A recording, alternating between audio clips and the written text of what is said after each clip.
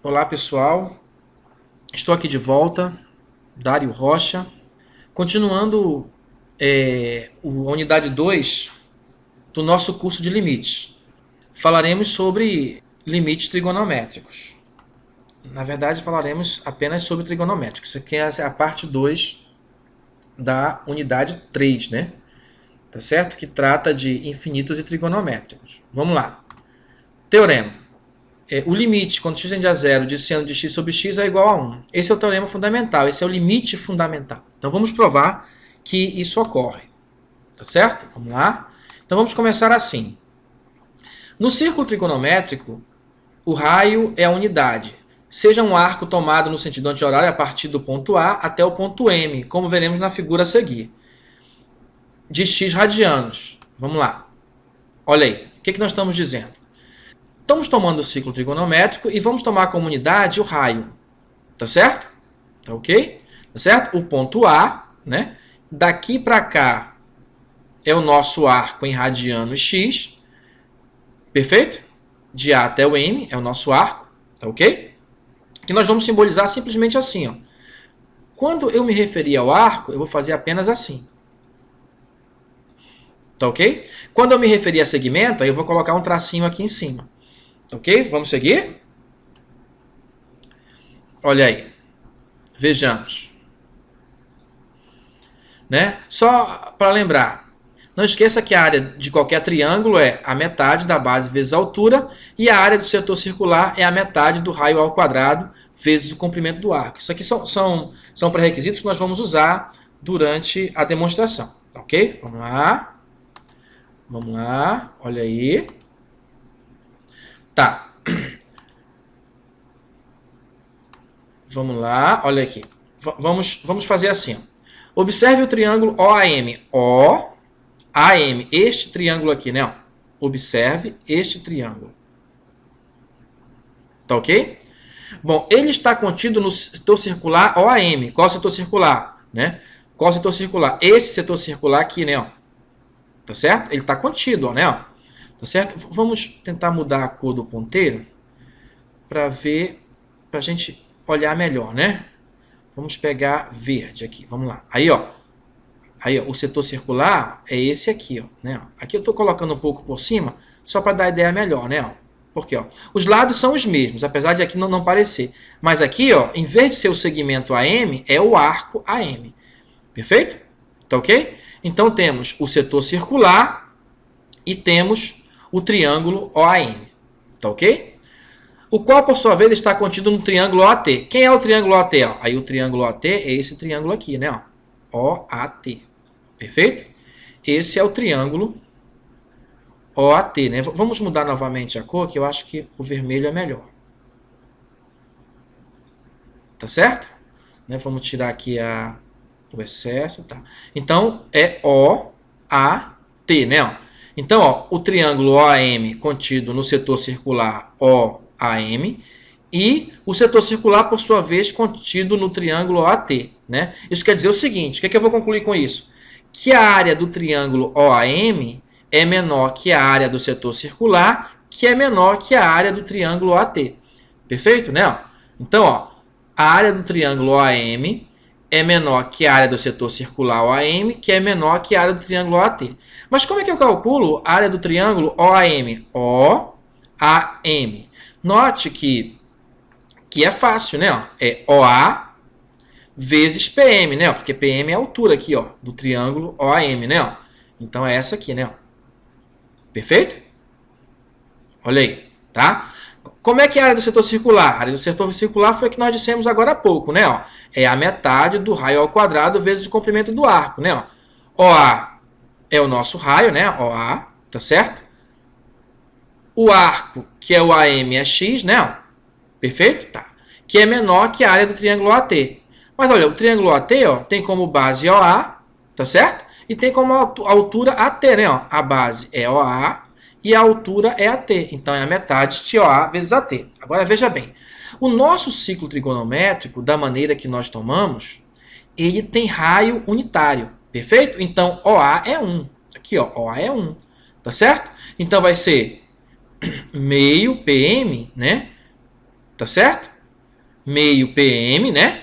Tá ok? Meio PM.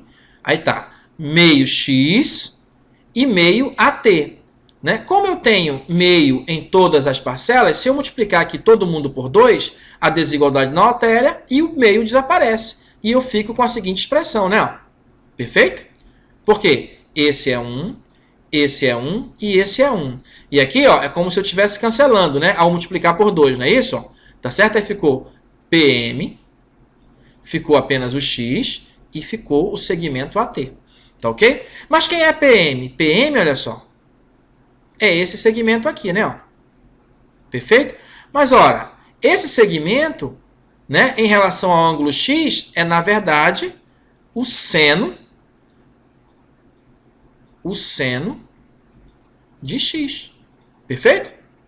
Aqui, ó, o seno de X. Bom, o X é X mesmo, que é o arco, né? O seno do ângulo X, né? Ó, que eu posso confundir o ângulo com o arco, que não há nenhum problema no caso de calcular o seno. Tá certo? E esse segmento, nós já vimos anteriormente, que é a tangente do ângulo X, né? Perfeito? Você já viu anteriormente, é a tangente de X. Então, temos essa expressão. Tá ok? Aí vamos seguir. Tá ok? Vamos fazer o seguinte. Como nós queremos saber o que dá seno de x sobre x, nós vamos dividir a expressão anterior, que era essa expressão aqui, ó, por seno de x. Tá certo? Como o x, que nós vimos lá no gráfico, está entre 0 e π, né? Deixa eu voltar aqui para você ver. Ó, o x está entre 0 e π, tá certo? O seno de x não é 0, tá certo? Supondo que o x esteja diferente de 0, né? Ó, o seno de x não é 0. Perfeito? Olha aí. Aí vamos seguir. Vamos seguir. Se o seno de x não é 0, então eu posso dividir todo mundo por seno de x. Ah, professor, mas isso é uma desigualdade. Não vai alterar a desigualdade? Não. Porque entre 0 e π sobre 2, o seno é sempre positivo. Tá certo? Então, ó, cancelando esse com esse, aqui é 1. Bom, esse repete. E tangente de x, não sei se você sabe, você lembra, né? Mas é seno de x sobre o cosseno de x. Então, ó, você vai cancelar o seno com o seno, né? Porque esse aqui está no numerador, e vai ficar 1 sobre cosseno. Perfeito? Então, temos aí essa nova expressão. Tá ok? Note que aqui todo mundo é positivo, né? Todo mundo é positivo, porque tanto o seno quanto o cosseno de arcos do primeiro quadrante é sempre positivo. O x é um arco, né? Então é positivo, então todo mundo aqui é positivo. Tá certo? Tá ok? Todo mundo aqui é positivo. E mais. Então, quando eu pegar os inversos, né, eu também inverto a desigualdade. Quando eu tomar os inversos, eu também inverto a desigualdade, né? Ó. Aí eu vou ficar assim, ó, 1 maior que seno de x sobre x maior que cosseno de x. Ou, né, como a gente apresenta naturalmente, o cosseno de x é menor que o seno de x sobre x, menor que 1. Né? Você já viu anteriormente o chamado teorema do sanduíche ou teorema do confronto, que fala o seguinte: se você tem uma expressão como essa, e o limite dos extremos é o mesmo, então o limite da parte interior é o mesmo que o limite dos extremos. Perfeito? Se os limites dos extremos forem iguais, né? Então, usando isto, nós teremos o seguinte.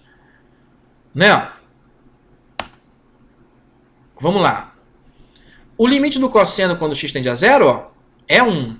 O limite de 1, né, que é constante, também é 1. Então, o limite dos extremos é 1. Então, conclusão, o limite do seno de x sobre x, quando x tende a 0, também vai ser 1.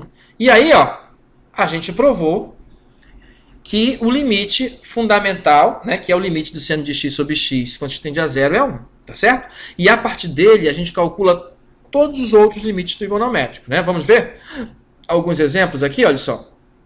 Por exemplo, como é que a gente calcula esse? Né? Aí é fácil, né? O que você vai ter? Olha só, a gente pode pegar o inverso desse aqui elevado a menos 1, que é a mesma coisa. Ó. Tá aqui, ó. Isso aqui é o inverso disso, não é? Aí, ó, esse limite existe, porque o limite da constante é 1. E esse limite também existe, que é o limite fundamental, que também é 1. Então, eu posso escrever limite em cima e limite embaixo. O de cima dá 1 e o de baixo também dá 1, ó, igual a 1. Posso fazer isso porque, separadamente, o limite das duas funções existem. Tá certo? Então, esse limite vai dar 1. Então, o limite do seno de x sobre x é o mesmo que o limite de x sobre seno de x. Perfeito? Vamos seguir, próximo exemplo. Olha aqui. Olha aqui, ó. Calcule o limite da tangente de x sobre x, né? Isso aqui, ó, a gente pode reescrever assim, ó. Seno de x sobre cosseno de x dividido por x. Ou seja, a gente pode escrever, né, só a tangente, né? Ó, seno de x sobre x vezes 1 sobre cosseno de x, né? Aí você observa aqui, ó, que você tem o produto de duas funções. O limite dessa existe, que é 1, e o limite dessa, quando x tende a 0, também é 1, porque o cosseno de 0 é 1. Tá certo? Aí, o que nós obtemos? Olha só. Exatamente o que eu disse, olha só. A gente põe, reescreve, tá certo? Ó, reescreve, né? Ó, tangente, né? Ó, aí fica com o que eu disse aqui antes, né? Ó. Aí esse limite existe e é 1.